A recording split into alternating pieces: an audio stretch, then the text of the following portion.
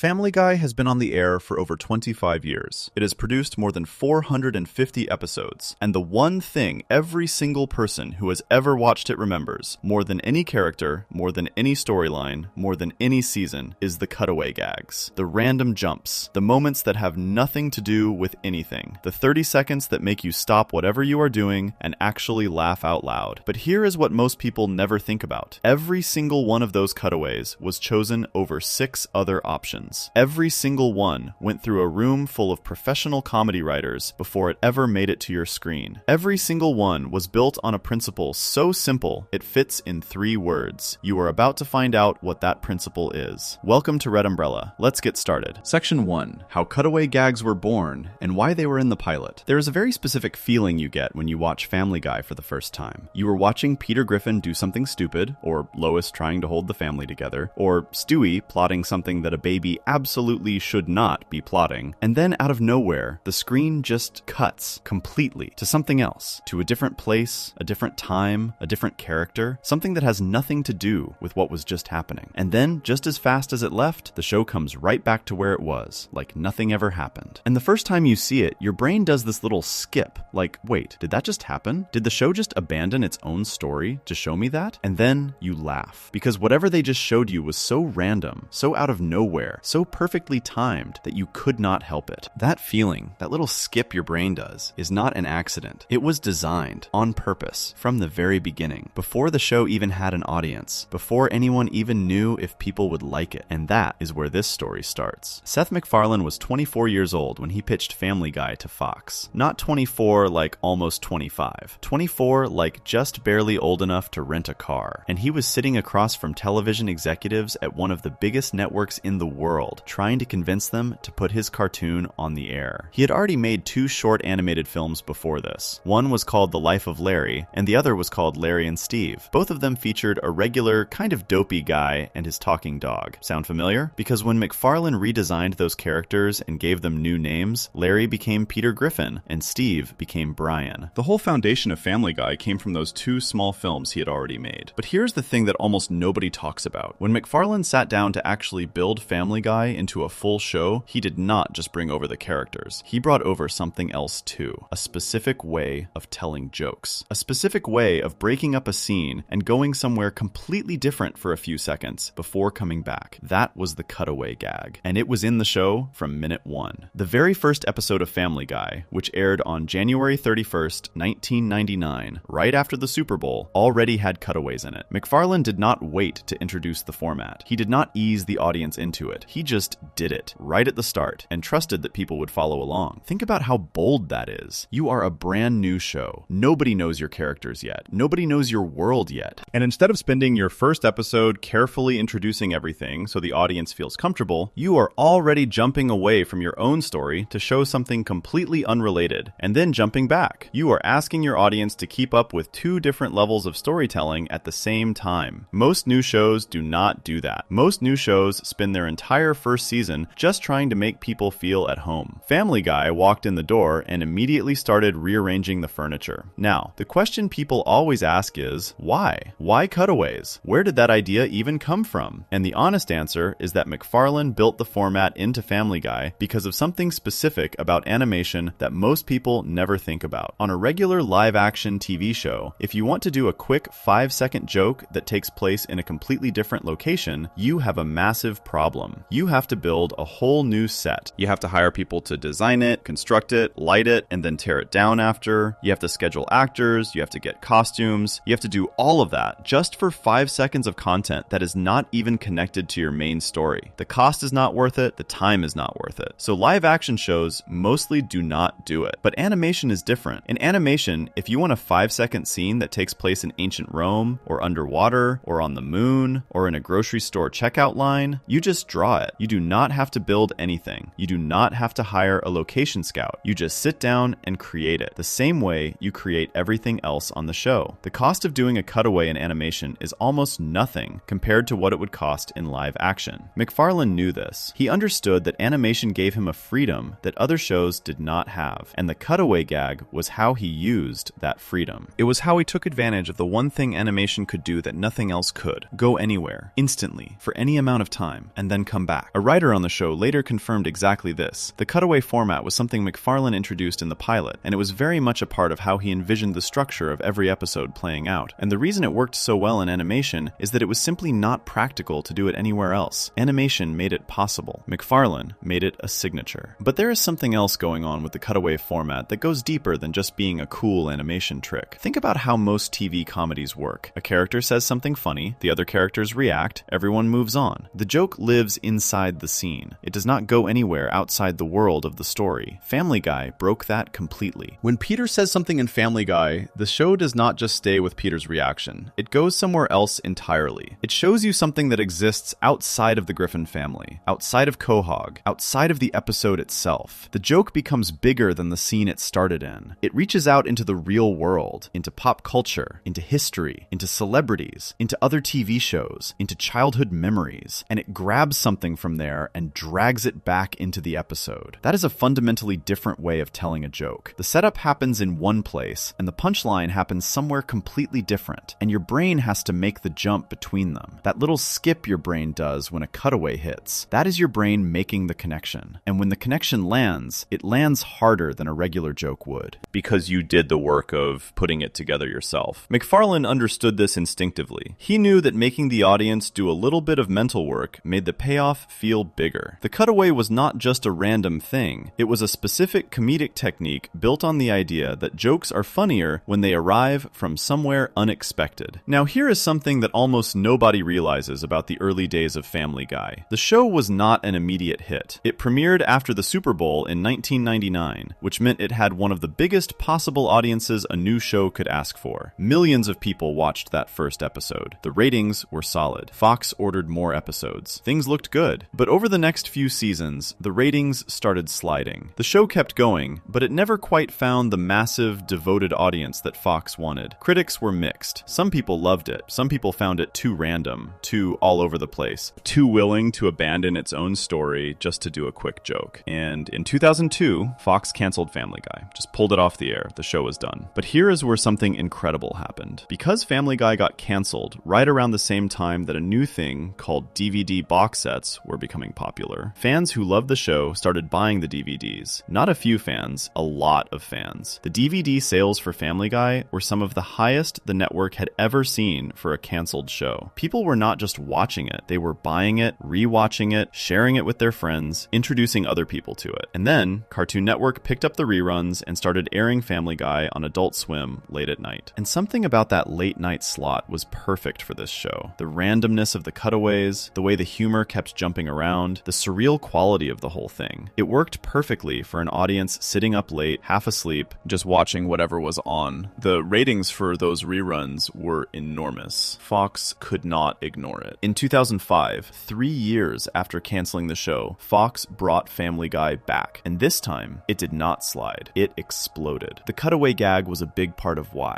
Because those short, self-contained bursts of humor were exactly the kind of content that spread. Someone would tell a friend about a specific cutaway they saw, a specific gag, a specific moment, and that friend would go find it, watch it, and then tell another person. The cutaways were shareable before the word shareable even meant what it means today. So when the show came back in 2005, the cutaway gag came back with it, and it was not scaled back or toned down. If anything, it got bigger, stranger, and more confident. Because by that point, McFarlane and the writers knew something they had only suspected before. The audience was not confused by the cutaways. They were not put off by the constant jumping around. They loved it. They specifically loved it. The randomness was not a bug. It was the whole point. And the show leaned into that completely. Over the following seasons, Family Guy started doing things with the cutaway format that went way beyond just telling a quick joke. The cutaways got longer. Some of them went on for entire minutes. Some of them became their own little mini-stories inside the episode. Some of them started playing with the idea that the characters knew they were in a cutaway, which opened up a whole different level of humor. The format that McFarlane introduced in the pilot, almost as an experiment, as a way of taking advantage of what animation could do, that format had grown into something that defined the entire show.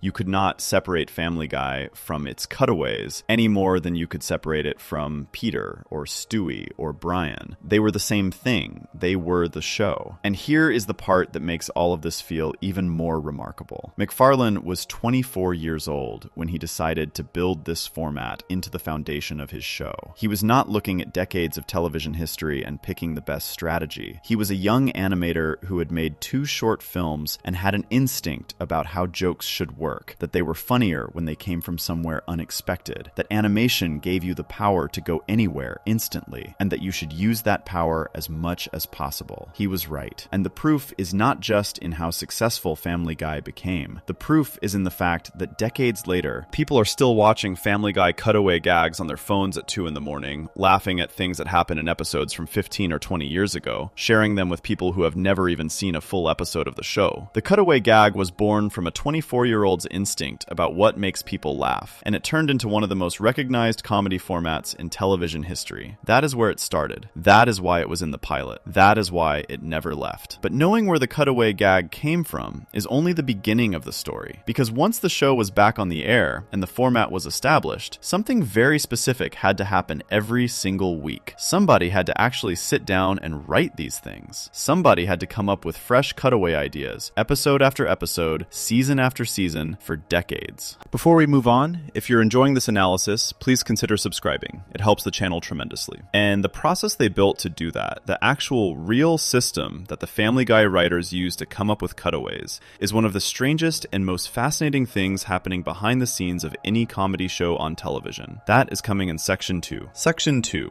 the gag room, how cutaways are actually written. Most people who watch Family Guy assume the cutaway gags just kind of happen. Like someone in a writer's room randomly shouts something funny, everyone laughs, and it goes in the show. Like it is all very loose and spontaneous and free-flowing. Like the whole thing is just a group of funny people riffing off each other until something good falls out. And honestly, that image makes sense, because that is what the cutaways feel like when you watch them. They feel loose. They feel like someone just had a wild idea 5 minutes before the episode was finished and threw it in. They feel like the show is making it up as it goes. But the reality behind how Family Guy cutaways are actually created is almost the opposite of that. It is structured. It is deliberate. It is a very specific process that the show has been running for decades. And when you find out how it actually works, it makes the cutaways feel even more impressive, because the chaos is manufactured. The randomness is engineered. The thing that feels like it was made in 5 minutes actually went through a whole system before it ever made it onto the screen. That system has a name. The writers call it the gag room. To understand why the gag room exists, you have to understand what it is like to write a television show that has been on the air for over 20 seasons. Every single week, the Family Guy writing staff has to produce a new episode, and every single episode needs jokes. A lot of jokes, not just the jokes that come out of the main story, the stuff Peter does, the stuff Stewie says, the scenes between Brian and Quagmire, but also the cutaways, all those little side trips the show takes, all those moments where the screen cuts away to somewhere completely random before snapping back. Each episode has multiple cutaways in it. Some episodes have many, and those cutaways have to be original. They have to be funny. They have to feel surprising, and they have to work with whatever the main story is doing in that episode. You cannot just throw any random cutaway into any spot. It has to be the right kind of random, the kind of random that makes the audience laugh instead of just confusing them. Now multiply that by 20 plus seasons. Multiply that by hundreds of episodes. The show has been doing this for so long that the biggest challenge is not coming up with funny ideas. It is coming up with funny ideas that they have not already done. The bar is incredibly high just because of how much the show has already made. That is where the gag room comes in. Here is how the process actually works, according to people who have worked on the show. The writing process for a Family Guy episode starts with the main story, the actual plot of the episode. That is figured out first. A script gets written around that plot, and the script goes through multiple rounds of rewrites. Writers go over it, punch up the jokes, adjust the story, make sure everything is working. And during those rewrites, something specific happens. The writers start identifying spots in the script where a cutaway could go, places where a character says something that could lead into a cutaway, places in the story where the pacing needs a break, or where a quick joke would land well. These spots get flagged. Then, and this is the part that makes the whole thing fascinating, a small group of 4 to 5 writers gets pulled out of the main room. They do not stay with the rest of the writers working on the main script. They go to a separate room, the gag room. And their entire job for that stretch of time is to come up with cutaway ideas for that one flagged spot. Not one idea, not 2, 6 or 7 different options, all for the same single cutaway slot. The goal is to walk back into the main room with a whole menu of possibilities, so the group group can pick the one that is actually the funniest. Think about what that means for a second. For every cutaway you see in a finished episode of Family Guy, there were probably 6 or 7 other cutaway ideas that were written, pitched, and rejected. The one that made it into the show was chosen over multiple other options. It won a competition. It beat out other jokes that were also written by talented, experienced comedy writers. The cutaway that you laugh at when you are watching at midnight, that thing survived a filter. It is not just a good idea that someone had. It is the best idea out of a group of good ideas. That is a very different thing. But the gag room process does not end with just writing the ideas down. Once the writers have their 6 or 7 options, they come back into the main room. And here is where it gets really interesting. They do not just read their ideas out loud from a piece of paper. They perform them. A lot of the writers on Family Guy have backgrounds in performing, stand-up comedy, improv, sketch comedy, acting. So when they pitch their cutaway ideas to the rest of the room, they put on a full performance. They act it out. They do the voices. They do the physical comedy. One writer who talked about this described it as a little song and dance, a dog and pony show for the rest of the writers. Because here's the thing, a joke that looks fine on paper might die when someone actually performs it. And a joke that seemed just okay on paper might come completely alive when someone acts it out in the right way. The performance reveals whether the idea actually works. It shows you where the timing is, where the laugh is, whether the concept holds up when it becomes real. So the pitching process in the Family Guy writer's room is not a quiet meeting where people quietly suggest things. It is closer to a small comedy show, writers competing for the spot, performing their best version of the idea, trying to get the room to laugh hard enough that the choice is obvious. And then the room picks the winner. The cutaway that made the most people laugh the hardest, performed in the most effective way, gets written into the episode. That is how a Family Guy cutaway is born. Now here is something worth thinking about. The whole gag room system exists because cutaways are, by design, separate from the main story of the episode. A writer who described the process explained it exactly this way. Cutaways are modular. That is a slightly complicated word, but the idea is simple. The cutaway is like a block that can be lifted out of one spot and dropped into another. It does not have deep roots in the episode's plot. It does not depend on other scenes happening before or after it. It just sits in its spot, does its job, and then the show moves on. That modularity is actually what makes the gag room system possible. Because if cutaways were deeply tied to the story, you could not just send 5 writers off to brainstorm 6 different options. Every option would affect the rest of the episode. You would have to be much more careful, much more conservative. But because cutaways are designed to be self-contained, the writers have freedom to go wild in the gag room. They can pitch ideas that are completely unrelated to anything else in the episode. They can go in any direction. The only requirement is that the cutaway be triggered by whatever the character says to set it up. And even that trigger is pretty flexible, because the classic Family Guy setup line can point in almost any direction. You know the line. Peter says something, or Stewie says something, and then someone says that this reminds them of something, or that something is even worse than something else. And then the screen cuts. That trigger line is so flexible that once you have it, the cutaway itself can go almost anywhere. Any time period, any celebrity, any fictional character, any completely made-up scenario. The setup unlocks an enormous amount of space for the joke to live in. That is why the gag room writers can come up with 6 or 7 genuinely different options. The trigger opens a door, and behind that door is pretty much the entire universe. There is also something important to understand about the sheer volume of writing that happens on this show. Family Guy has been on the air since 1999, with a break between 2002 and 2005. It has produced hundreds and hundreds of episodes, and the gag room process has been running through almost all of them. That means over the course of the show's life, the writers have collectively pitched thousands upon thousands of cutaway ideas, and only a fraction of those ideas ever made it onto the screen. Think about all the cutaways that were written, performed, made the room laugh, and still did not make the final cut. Think about the ones that were genuinely funny, but just not as funny as the other option in the batch. All of that material exists somewhere, in old scripts, in writers' memories, in the collective history of a room full of people who have been making jokes professionally for their entire careers. What you see on screen is the surface. Underneath it is an enormous amount of creative work that most people never think about. McFarlane has said that it normally takes 10 months to produce a single episode of Family Guy, because the show uses hand-drawn animation. That is almost a year for one 22-minute episode. And woven into that 10-month process, at various stages, is the gag room. Writers breaking off, generating options, performing them, having the best ones chosen, and then watching those winning ideas go through the animation process to become the final cutaway you see when you press play. There is one more piece of this that is worth knowing, because it explains something about why Family Guy has lasted as long as it has. The showrunners of the series have talked about how the cutaway format gives the show a specific kind of staying power that most other shows do not have. The way they described it is this: because cutaways can reference anything that is happening in the world right now, the show can stay current in a way that a regular, story-driven episode cannot. Most animated shows take close to a year to produce. That means the stories they tell are already old by the time they air. The real-world references are from almost a year ago. By the time the audience sees it, the moment has passed, but cutaways are designed to be updated late in the production process.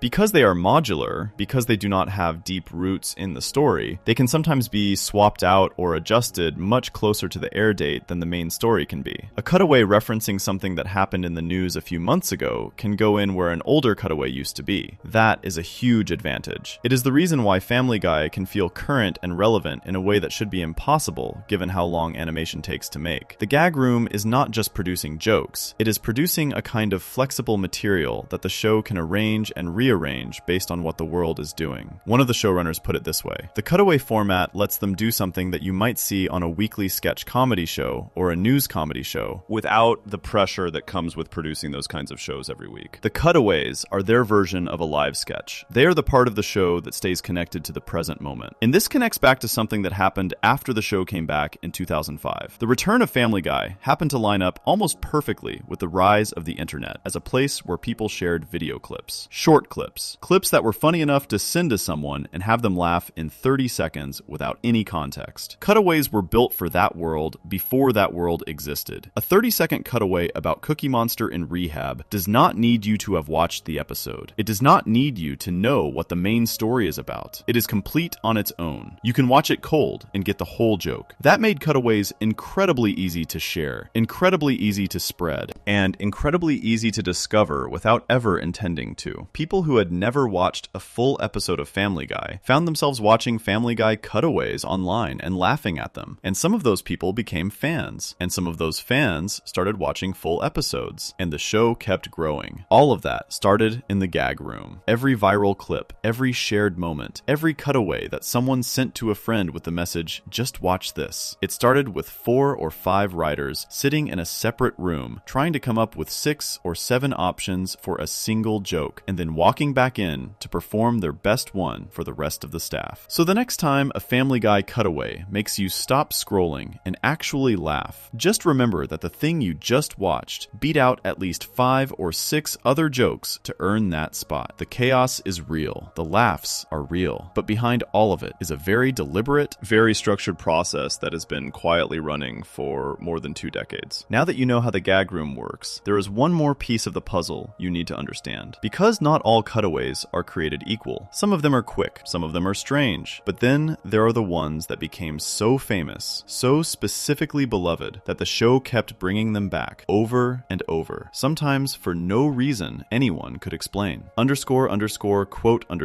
_2 __. And the most famous example of that is a man named Conway Twitty, a country music singer, and what Family Guy did with him is one of the most bizarre, most deliberate, and most debated decisions in the entire history of the show. That is Section 3. Section 3. Conway Twitty, the most deliberately unfunny gag that became a legend. There is a moment in Family Guy that happens more than once, across multiple seasons, in multiple episodes, that makes half the audience laugh and the other half genuinely frustrated. The scene is always the same. Something uncomfortable is happening in the main story. Someone has said something awkward, or the show has gone somewhere that needs a moment to breathe, or a joke has just landed in a way that leaves the audience not quite sure what to do next. And then, one of the characters, usually Peter, says something like, "Ladies and gentlemen, Mr. Conway Twitty," and then the show cuts away. Not to something funny, not to a quick joke that wraps up in 5 seconds and snaps you back to the story. The show cuts to actual footage, real footage, of a real man named Conway Twitty standing on a real stage in front of a real audience, performing one of his country music songs. And it just stays there for a long time, sometimes for a minute, sometimes longer. Conway Twitty sings, the crowd cheers, the song continues, and Family Guy just lets it run. No joke is added added on top. No punchline arrives at the end. The show does not cut back to Peter making a funny face about it. It just shows Conway Twitty performing, and then eventually, when the song has gone on long enough, it cuts back to the Griffin family like nothing happened. And that is it. That is the whole gag. If you have never seen it, your first reaction reading this is probably, wait, that is a joke? That is it? Where is the actual funny part? And that is exactly the point. That confusion you just felt is the joke. Conway Twitty was a real person. Born Harold Lloyd Jenkins in 1933 in Mississippi, he became one of the most successful country music performers in American history. He had more #1 hits on the country music charts than almost any other artist of his era. He was genuinely beloved by country music fans. He performed for decades, built a massive career, and passed away in 1993. He was not a joke. He was not a punchline. He was not famous for being ridiculous or over the top or bizarre. He was just a country music singer who was very good at his job and had a long and successful career, which is exactly what makes what Family Guy did with him so strange. Seth MacFarlane and the writers of Family Guy decided to use Conway Twitty as a recurring cutaway gag, not because he was funny, not because he had done something embarrassing, not because there was any obvious joke to be made about him, but specifically, deliberately, because he was the opposite of funny, at least in the context of a fast, sharp,